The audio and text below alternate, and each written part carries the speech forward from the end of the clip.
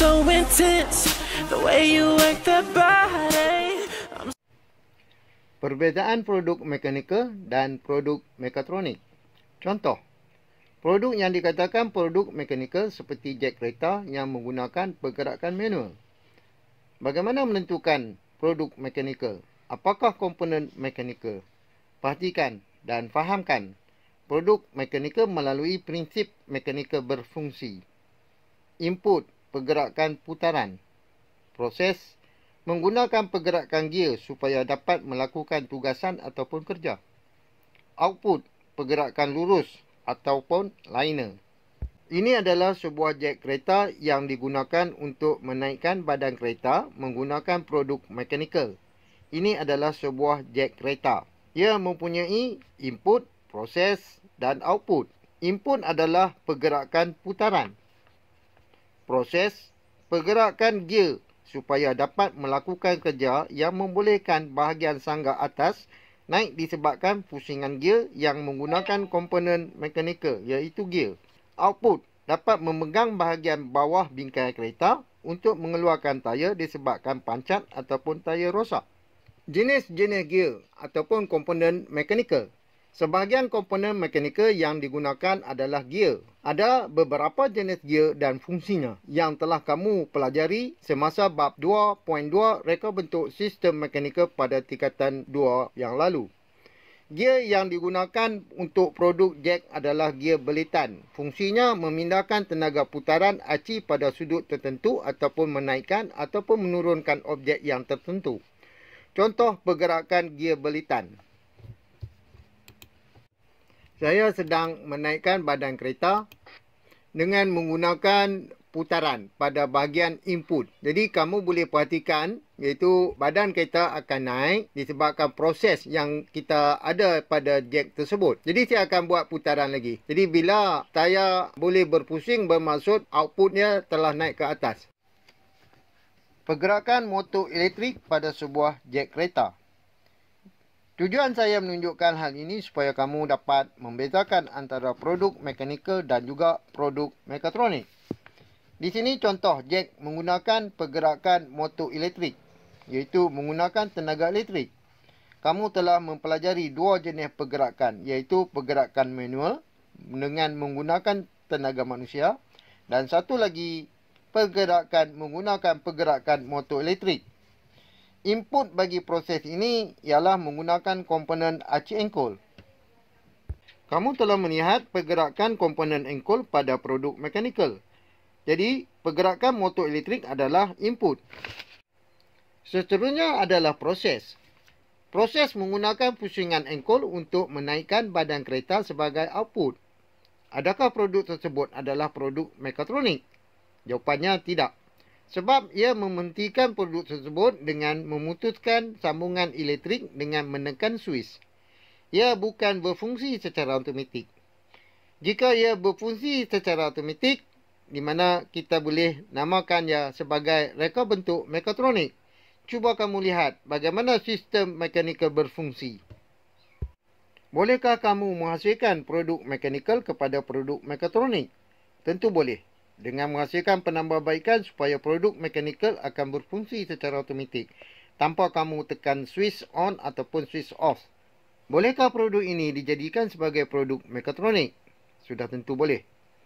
Yang dimaksudkan reka bentuk mekatronik, ia menggabungkan disiplin ilmu elektrik, mekanikal, elektronik dan kawalan dan pengaturcaraan. Apakah disiplin ilmu yang tidak terdapat pada produk mekanikal ini? Sudah tentu, ia tidak berfungsi secara automatik. Untuk menjadikan produk ini berfungsi secara automatik, ialah dengan menambahkan dua elemen untuk berfungsi secara automatik, iaitu sistem elektronik, sistem kawalan dan pengaturcaraan. Contoh kedua yang ditunjukkan adalah produk mekanikal. Ini adalah produk gerudi tangan menggunakan pergerakan manual, iaitu input digerakkan menggunakan tenaga manusia. Bagaimana menentukan produk mekanikal? Apakah komponen mekanikal yang digunakan pada produk mesin gerudi tangan? Itu kita akan dapat melihat iaitu input, gerakan putaran secara manual, proses mengubah pergerakan putaran kepada gerakan pusingan ataupun rotary Output. Komponen mekanikal yang digunakan adalah bindu untuk mencengkam mata gerudi. Apabila engkol diputarkan, gear serong akan menukarkan gerakan putaran pada bindu untuk memusingkan mata gerudi. Gear serong digunakan untuk memindahkan tenaga daripada satu aci ke satu aci yang lain yang berputar 90 darjah. Gear serong sering digunakan pada gerudi tangan dan pemukul telur. Bahagian-bahagian utama komponen mekanikal yang terdapat pada gerudi tangan dan juga pemukul telur iaitu engkol sebagai input, gear sebagai proses, pemutar telur ataupun bindu sebagai output. Bagaimana produk berfungsi melalui pergerakan putaran pada gerudi tangan? Perhatikan jenis-jenis gerudi tangan yang terdapat pada bengkel kita. Ini adalah jenis pemegang pistol. Ia berfungsi sama dengan gerudi engkol. Ini adalah bahagian gear ataupun bindu yang kita perhatikan. Bindu akan mencengkam mata dengan memutar mengikut pusingan jam. Ini adalah bindu mencengkam mata gerudi. Gunakan kunci bindu untuk mengetatkan mata gerudi. Jadi kita tengok, kita perhatikan mata gerudi telah diketatkan. Dan kedudukan, letakkan kedudukan gerudi engkol sudut 90 darjah tepat. Jadi sebelum kita nak menggerudi lubang, gunakan senggerek untuk menetapkan kedudukan mata gerudi pada bahagian yang hendak digerudi. Pusingkan engkol sehingga mendapat kedalaman yang dikendaki atau menebuk sehingga tembus. Untuk mengeluarkan, kamu terus memusing mengikut pusingan jam sambil mengangkat mata gerudi. Sama juga menggunakan apa-apa jenis gerudi tangan ataupun gerudi jenis pemegang pistol. Kaedahnya sama seperti kamu lakukan pada mana-mana jenis gerudi tangan ataupun gerudi engkol. Pergerakan motor elektrik menggunakan mesin gerudi elektrik. Baik, kita perhatikan bagaimana kita nak masukkan mata gerudi pada bindu dan terus hidupkan elektrik, maka kita akan menggunakan mesin gerudi tersebut. Mesin gerudi adalah pergerakan yang kita gunakan komponen-komponen yang terdapat dalam sistem mekanikal. Ada beberapa produk mekanikal yang saya akan tunjukkan kepada kamu yang kamu boleh hasilkan sebagai penyelesaian masalah. Kamu boleh jadikan ia sebagai produk mekatronik. Baik, kita perhatikan salah satu daripada produk yang kita akan lihat iaitu pam air. Di mana pam air ada input, proses dan output. Jadi kita tengok air dapat dikeluarkan dengan menggunakan pam. Pam jenis ini menggunakan komponen Golonso. Ini adalah satu produk yang dikatakan produk mekanikal. Baik, kita tengok dia telah berfungsi dengan baik. Yang kedua, ini adalah produk pemungut sampah. Baik, pemungut sampah ini kita menggunakan tuas. Jadi kita tengok, kita perhatikan bila kita cucuk sampah-sampah ataupun botol, plastik dan sebagainya. Jadi kita akan gunakan penyucuk sampah dan dia menggunakan sistem tuas. Jadi apabila saya tekan picu, kita perhatikan bila kita tekan picu, maka daun akan dikeluarkan. Baik, aerosol ataupun spray nyamuk. Aerosol digunakan untuk menyembuh nyamuk atau lain-lain serangga di kawasan tempat tinggi ataupun di kawasan yang sukar tak sampai tangan. Okay. Jadi saya menggunakan kaedah tuas kelas ketiga. Tuas kelas ketiga dan disambung dengan kabel dan kepada handle brake untuk menarik tuas tu. Okay. Jadi cara penggunaan dia adalah kita letakkan botol aerosol ni di tempat dia dan kita tarik saja ini ke dalam menggunakan nyamuk. Di tempat yang tinggi misalnya di celah dan tahan lari yang kabut kat sini lah. Okay. Kemudian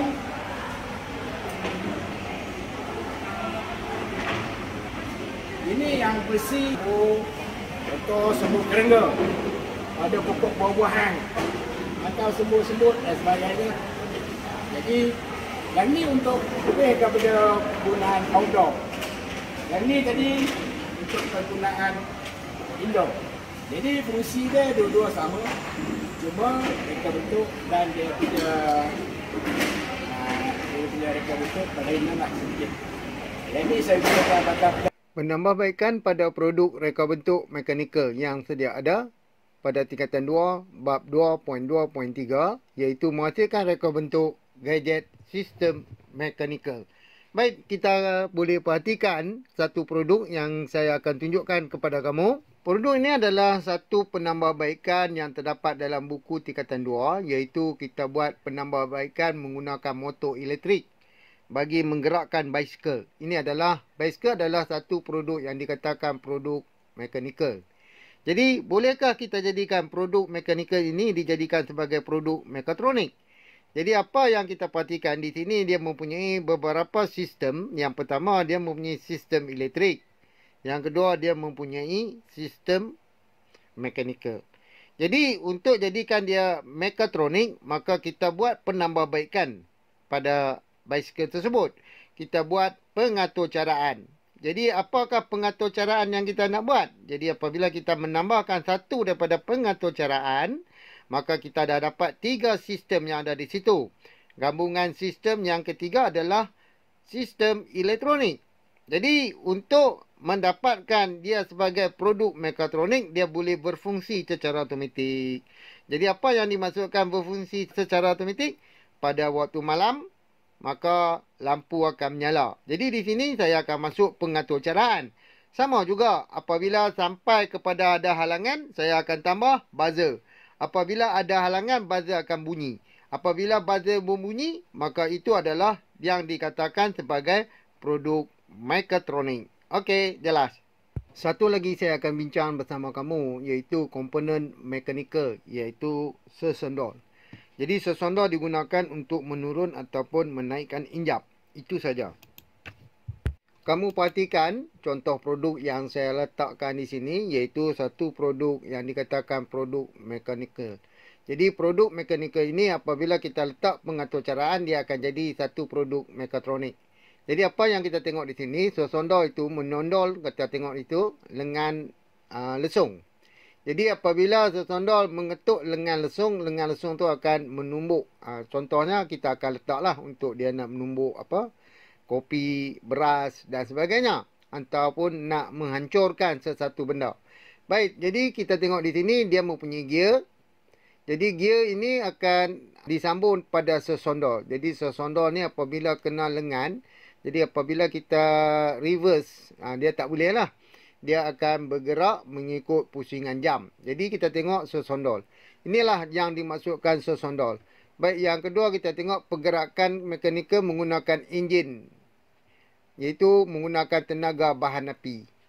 Jadi ini adalah satu produk lagi, di mana produk mekanikal yang menggunakan 3 jenis pergerakan. Yang pertama pergerakan manual, yang kedua pergerakan elektrik, yang ketiga adalah pergerakan enjin. Jadi kita telah selesai memahami apa yang dikatakan produk mekanikal. Jadi produk mekanikal ni apabila kita buat penambahbaikan, dia akan jadi satu produk mekatronik. Untuk dapatkan produk mekatronik mempunyai sekurang-kurang 3 sistem. Yang pertama, sistem elektrik. Yang kedua, sistem mekanikal. Yang ketiga, sistem elektronik yang membolehkannya berfungsi secara automatik. Istilah mekatronik terhasil daripada gabungan 2 perkataan, iaitu meka daripada perkataan mechanical dan tronic daripada perkataan elektronik.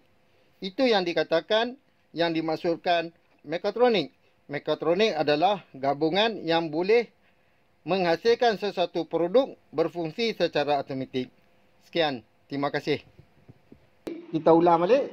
Masuk, buka. Dia bila dah lepas di sini, kita bagi timer kat dia supaya palang tak jatuh atas kereta. Jadi kita bagilah lebih kurang 1 second ke 2 second ke 3 second. Dia melepasi palang, maka palang akan tutup. Okey, jelas. Baik, saya nak tunjuk satu lagi produk penambahbaikan kepada kereta kawalan jauh.